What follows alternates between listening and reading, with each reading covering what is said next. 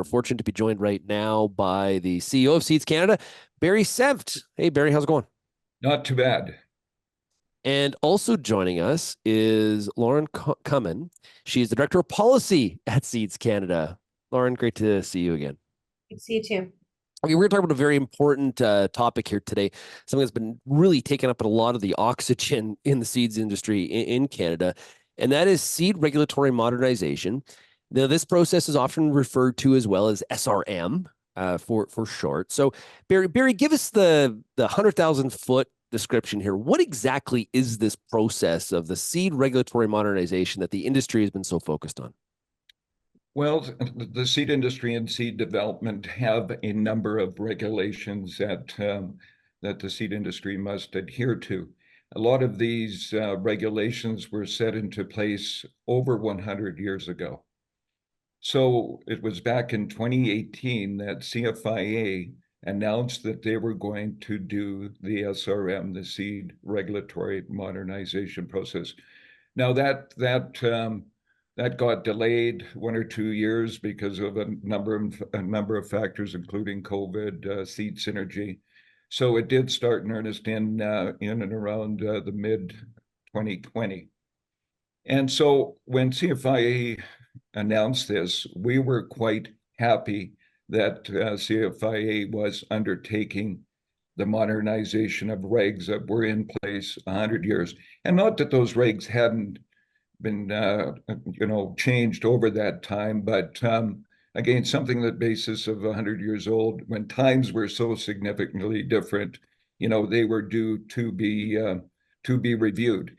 And so since then, there's been 8 task teams set up along with a working group to review different segments of those regulations. So right now, we've just completed, as of May 1st, yesterday, the second consultation process CFIA has had to this point with what has come to discussion in either the task teams or the working group.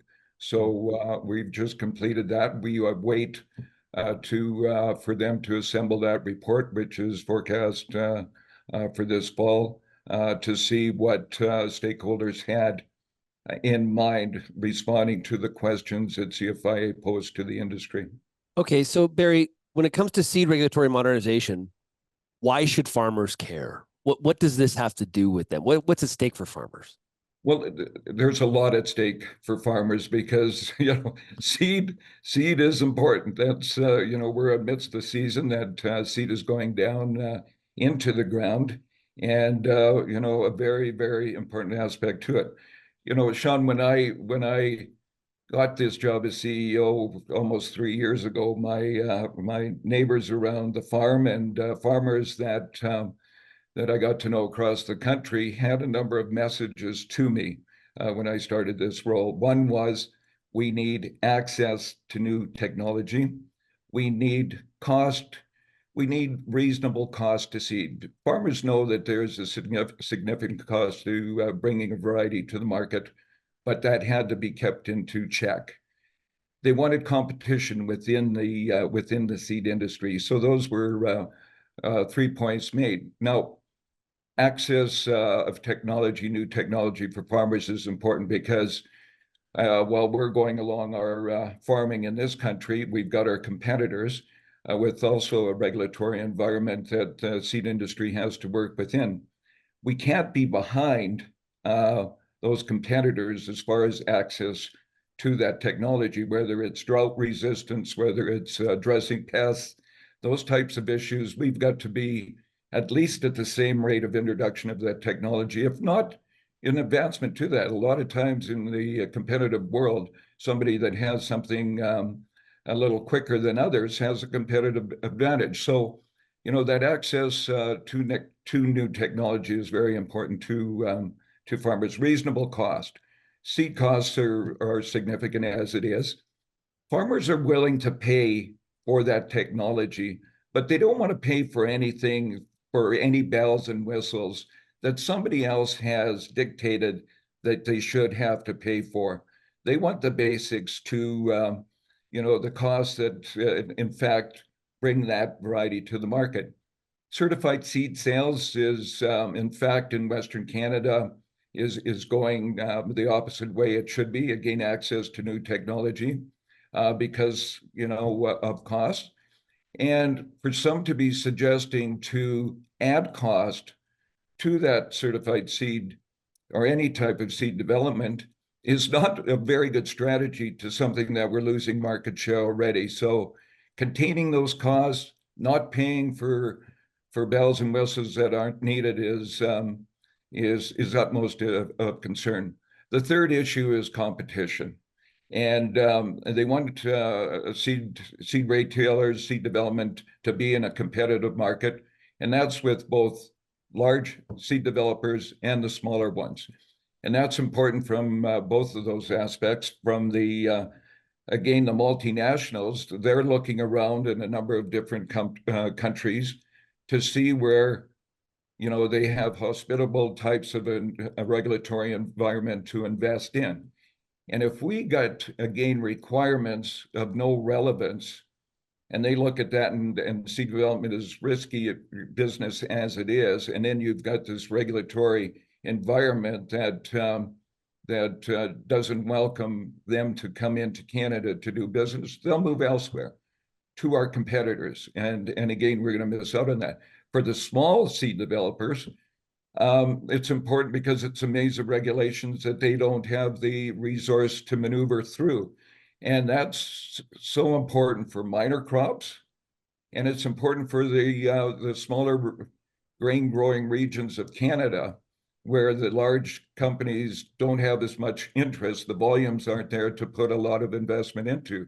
So those are three issues that farmers need to be, they are concerned about and need to be concerned as this SRM process continues. So, Lauren, what from the viewpoint of Seeds Canada, what's going to fix this situation? What needs to happen from your point of view? Well, right now, Seeds Canada is talking and has been talking for quite a while about the need for balanced, refreshed governance in the seed regulatory system. So the seed sector looks dramatically different than when it did when the Act and the regulations were first penned in the early 1900s. And I think everyone would agree that seed products look dramatically different now too. And I don't think anybody wants to go back to the options that we had back when the Act was originally written and the intent of the Act was developed. At our 2022 AGM in Winnipeg, Seeds Canada introduced a concept for an inclusive independent industry advisory body for seed regulatory governance. So not only would this system and this body correct the imbalance in decision-making and standard setting in our certification system today, but it would also provide a mechanism for continuous improvement to avoid having to rely on these periodic large-scale amendment periods. The SRM process, as Barry has already talked about, it is taking so much time and resources, not only out of the seed sector, but out of farm groups and out of the CFIA. And resources are being diverted to this process where we do not have a guaranteed return on our time investment.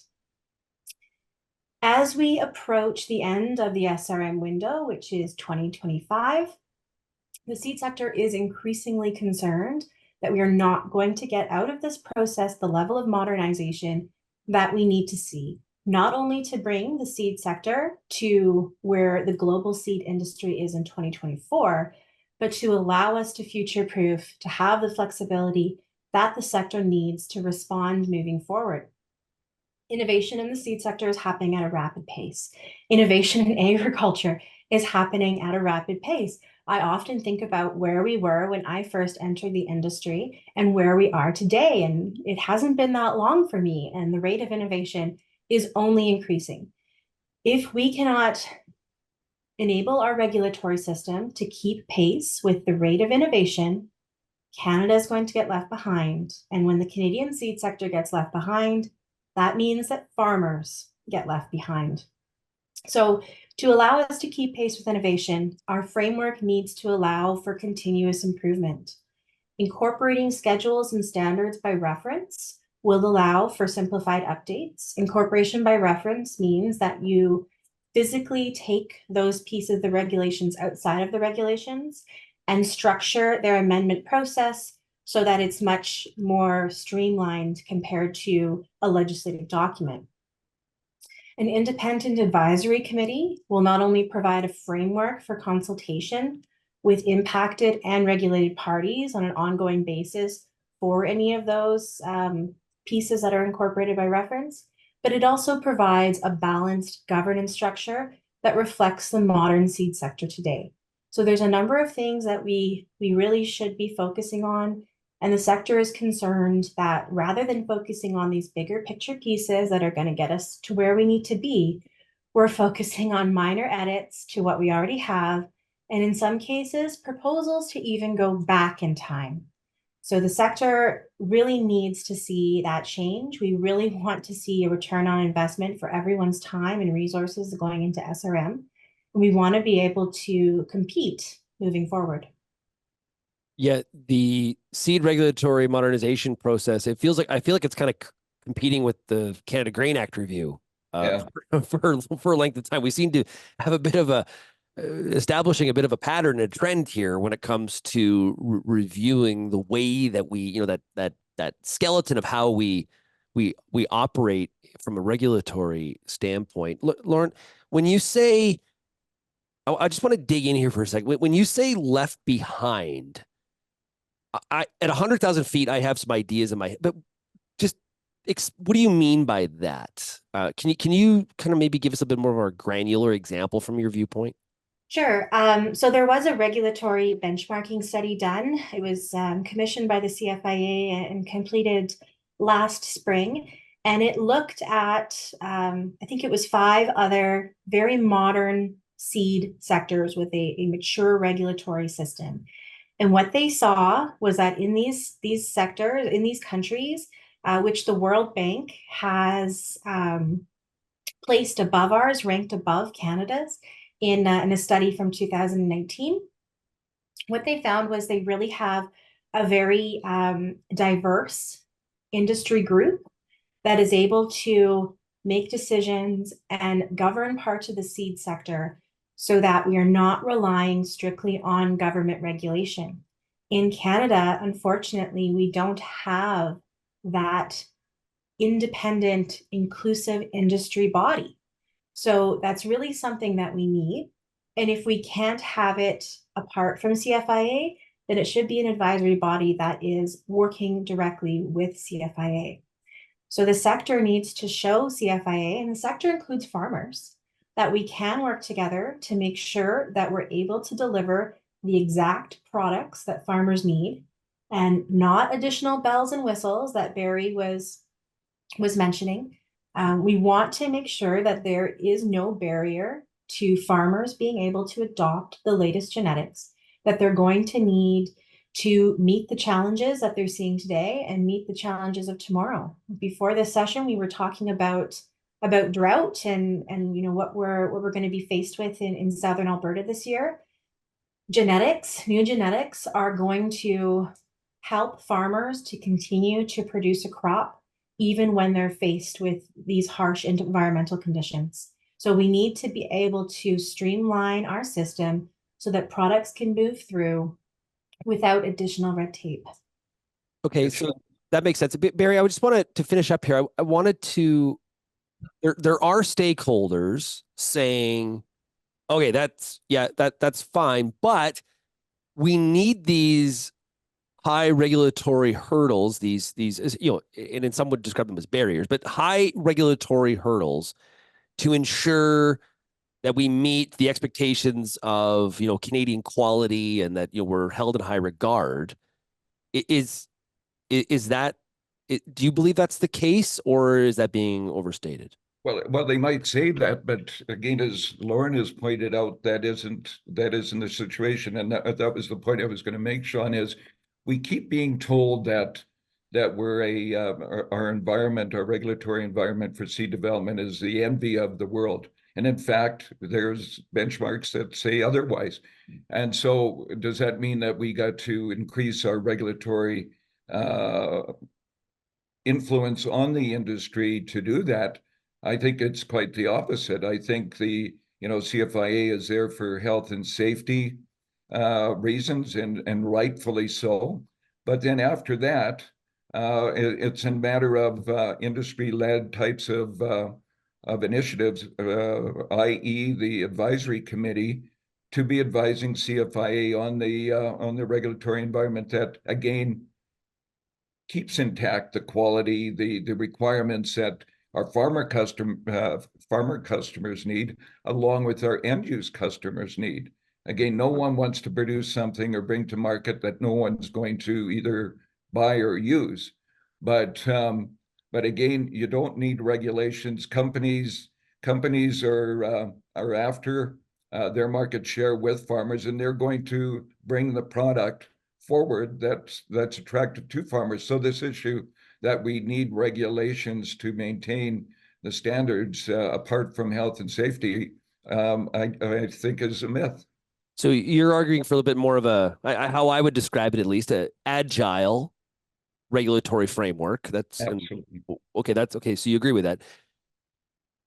What is the argument to not do that for groups that are saying we shouldn't do this? What's the basis of that? Well, the basis of that is what might happen. And again, Lauren works closer with the actual process, the SRM process in task teams in the working group than I do. But a lot of the argument is fear mongering, the issue of what if scenarios that haven't come up, but we need this to address this situation if it does come up. The issue is, again, apart from the health and safety, let the market deal with products that are inferior to others on the market. Farmers will move on to other products, but we don't need a regulatory process to try and oversee that. And frankly, to get in between the farmer and the seed retailer. Really, that's an issue. If a product isn't performing, then it's up to the retailer either to rectify that with the farmer, or the farmer moves on and does business elsewhere. So the issue of why things, the world has changed, and there's few people that are still hanging on to what they think, how they think government should protect them. And the days before social media, what have you, of some variety not working, by the time that the farmer finished harvesting and wasn't happy with the variety and put a letter to the editor, to the Western producer, and that got to be known, was January, February, March. Right now, farmers, if they aren't happy with the variety, by the time they get down to the end of the field, it's on social media one way or another about their happiness with this. So seed shouldn't be treated anything differently. It is a commodity, and again, let the marketplace deal with that. Interesting stuff. Okay, really appreciate both of you joining me here today on Real Ag Radio. All the best to you. Have a great spring. Lauren, it was great to chat with you again. You as well. Take care. As well, Barry. Hey, good luck with seeding out there. Thank you. Thanks, Sean. Okay.